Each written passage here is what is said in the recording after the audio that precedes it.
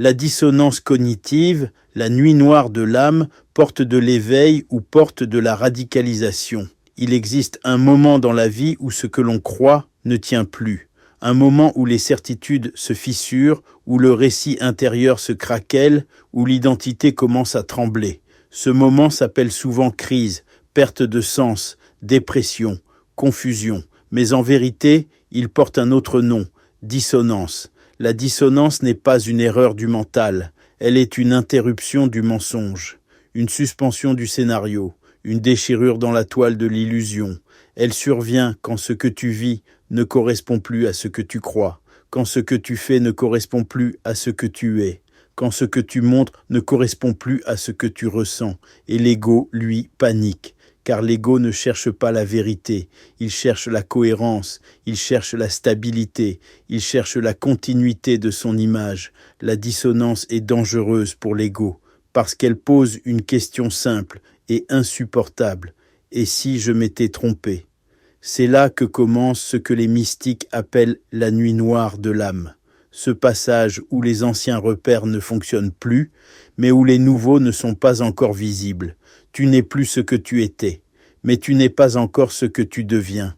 Tu es entre deux mondes, entre deux identités, entre deux états de conscience, et cet entre-deux est inconfortable, vide, solitaire, instable. C'est pour cela que tant de gens fuient la dissonance. Ils la noient dans le bruit, les distractions, les certitudes toutes faites, les idéologies, les appartenances, tout plutôt que de rester face au vide, car le vide est un miroir. La dissonance est une initiation, mais toute initiation comporte un risque, car face à la dissonance, il y a deux chemins, deux seulement. Premier chemin, la traversée.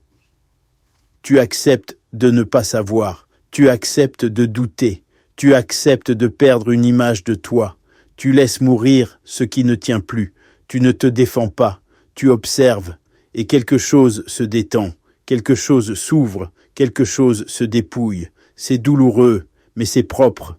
Tu deviens plus humble, plus nu, plus vrai. La dissonance devient alors libératrice. Elle te sort de la prison du personnage. Elle te ramène à l'essentiel. Elle te rapproche de ton axe. C'est l'éveil. Pas spectaculaire, pas mystique au sens hollywoodien, mais profond, silencieux, irréversible. Deuxième chemin, la fermeture.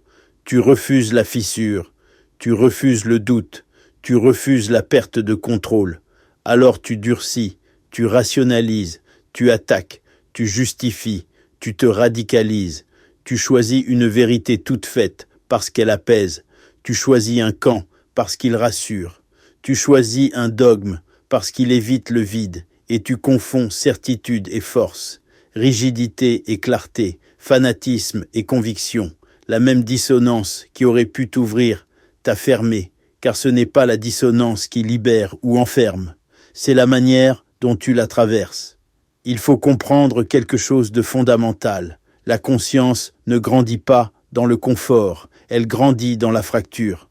Chaque élargissement de conscience passe par une perte, perte d'une croyance, perte d'une identité, perte d'une sécurité. C'est pour cela que l'éveil fait peur. Ce n'est pas parce qu'il est faux, c'est parce qu'il coûte. Il coûte des illusions, il coûte des masques,